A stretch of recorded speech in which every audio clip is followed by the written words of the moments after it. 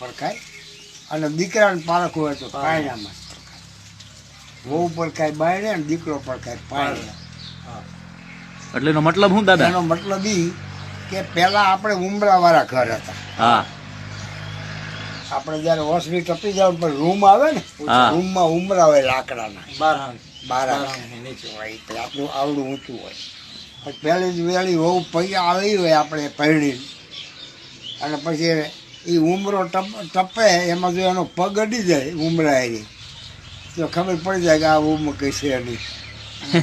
એ હાલી જતી હોય ઉમરાને પૂજી એનો પગ અડે જ નહીં. એવી રીતની જ હાલે નીચે લેવલ થી, જમીન લેવલ થી નીચે એને ખબર પડે કે આ આટલો પગ ઊંચો લેવાય. ઠેબુ નો આવે. ઉમરો ટપતી વખતે ઓળખી જાય આપણા ગઈઢિયા જો એના પગ આવે તારે ભટકાય, જાય તારે ભટકાય કે આમાં કઈ છે નહીં. અને દીકરો પરખાય પાયણે, ઘોડિયામાં. નાનો હોય ને પાયણામાં હુવાર્યું હોય.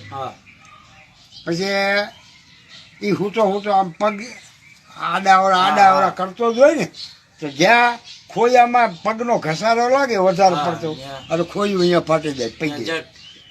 એટલે એ માની લેવું કે આ ક્યાંકમાં જો પગ કઠો થાય છે ખોયું પૈગે ફાડે. અને પછી હુતા માથેથી આમ કરતો હોય કાયમ, એને એવો હોય ટેવ પડી જાય ને. પણ બહુ ઘસે માથે તો માથા એ ખોયું ફાડે તો એ માથા કઠો થાય છે. ગમે ત્યાં મળદમાં ગમે ત્યાં માથો કાઢે.